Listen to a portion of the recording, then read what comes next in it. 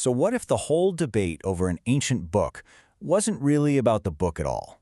Today, we're diving into a fundamental clash of worldviews, a clash over the very nature of truth itself.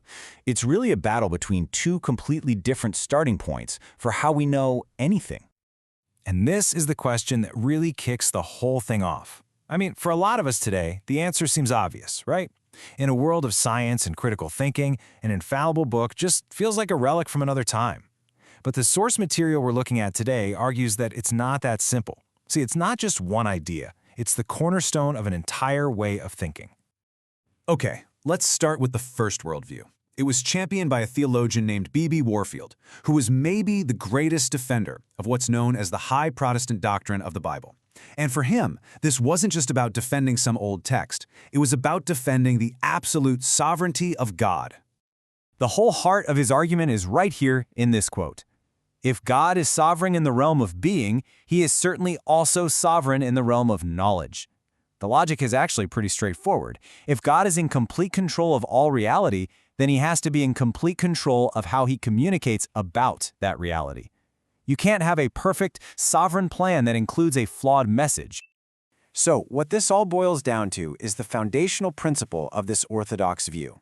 The ultimate reference point for absolutely everything is God himself.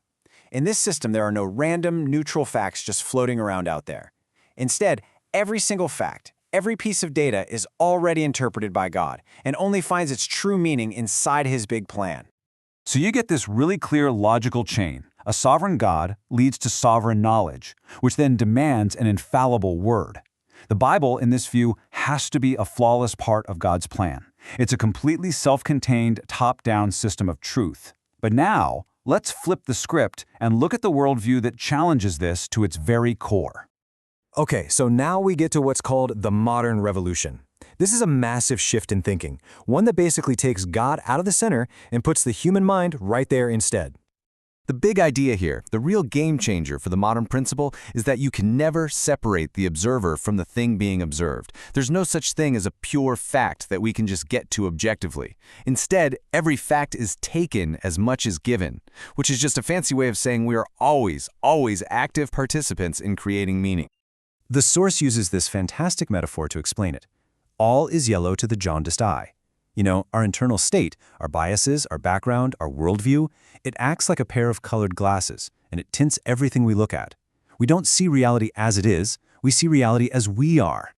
And when you put them side by side, you can see just how different the goals are.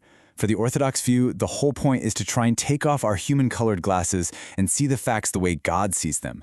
But for the modern view, the goal is just to realize that we're always wearing the glasses. That subjective lens isn't a problem to be solved, it's just an inescapable part of what it means to know anything. So here we are. We're left with two fundamentally different ways of understanding knowledge. And the source argues these aren't just, different perspectives that can happily coexist. Nope, they are two mutually exclusive systems on a collision course. And the collision starts right here, with this one question. Who is the ultimate authority?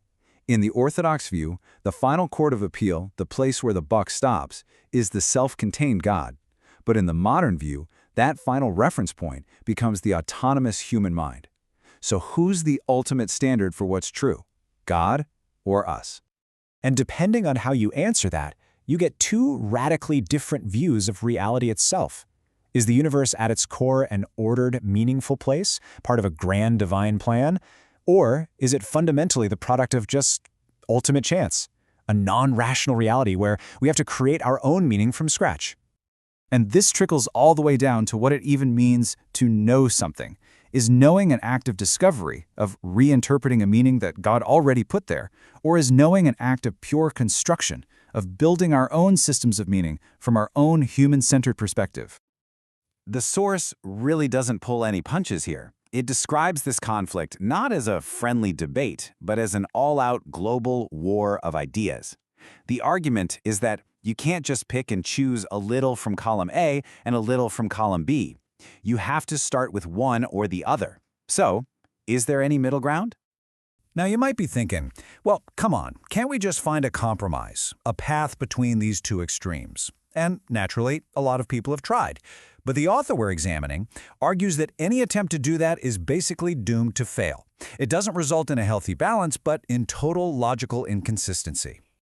From this perspective, any attempt to compromise is just trying to mix oil and water. It doesn't work. Why? Because they all try to have it both ways. They might try to build Christian faith on a foundation of non-Christian, independent human reason. Or they might give up just a little bit of human autonomy, which is seen as a fatal crack in the foundation of God's total sovereignty. Even the idea that the Bible is just generally trustworthy misses the point, because the modern worldview attacks the very possibility of getting any objective message from God in the first place.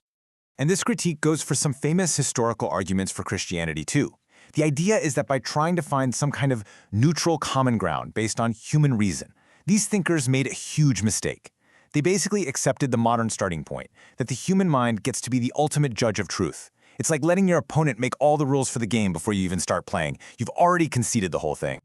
And this brings us to the final and most crucial takeaway.